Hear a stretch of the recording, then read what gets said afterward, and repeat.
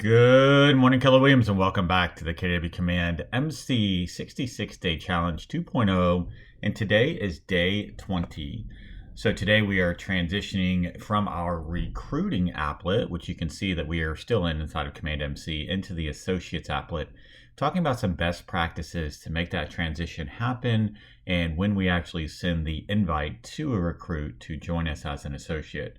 So first thing, we are still in our recruit pipeline. In order to begin that process, we do have to have a recruit become an associate. So every associate actually has a recruit card.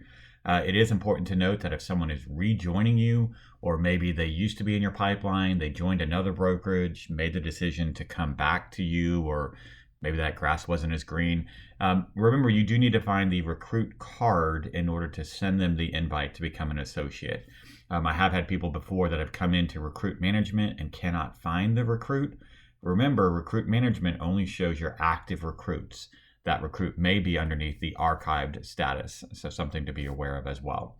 Once you have found the recruit, dropped them into the pipeline, we are going to now move this recruit card to the committed phase. It's our last phase here inside of the pipeline. You can see our fake recruit, Marge Simpson, is now in the join in process stage. And because we have dropped her in there, we get a new button down here at the bottom that says Invite to MC. When we click on that button, we do have some information that we need to have filled out and some things that we need to make sure are ready for the recruit so that they can complete this actual application to become an associate. So cue the confetti. You're moments away from sending a formal invite. Please confirm the information below. Note that once your recruit has joined, here's what they have, right? So they're going to have full access to Command. They will have to have named their sponsor. Your organization will be charged the new associate fee for this person at month end, and the new associate profile will be available in the associates applet. So this is literally bridging that gap. So you can see we can double check one more time the recruit's first and last name, email address, and I would definitely recommend you confirm this. I know sometimes we have recruits that come in from places like Indeed or Facebook ad, etc., and they give us that burner AOL account they've had since they're 16, guilty as charged, and yet they may not check it that often, or they have a lot of spam going there. So just confirm, hey, when we send you the invite to become an agent or an associate with Keller Williams, is there a best email? And they're like, oh yeah, actually use this email.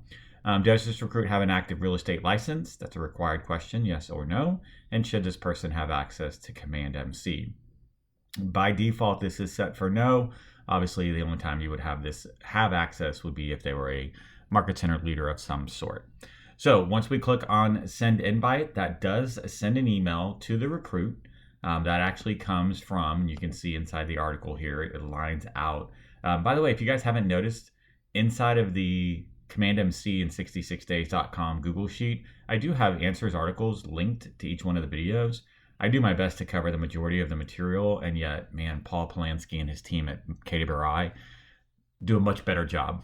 So always double check the articles. There's a lot of additional content involved in these articles. So that email that you're going to send to the recruit, it does come from noreply@system.kw.com. You can see that down here at the bottom. So make sure if they don't get it, that they check their spam and promotions folder, etc.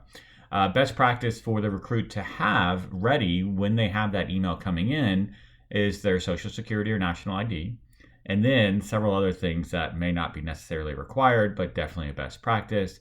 That would be a sort of a headshot photo, a bio, their real estate license number, their social media links.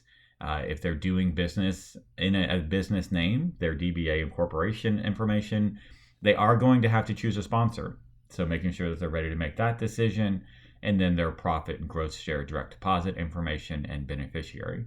So making sure that all of that is filled in and is correct. That way there's no delay in them receiving the email, clicking on the email, and then completing the email. The recruit does have 7 days to make sure that this happens.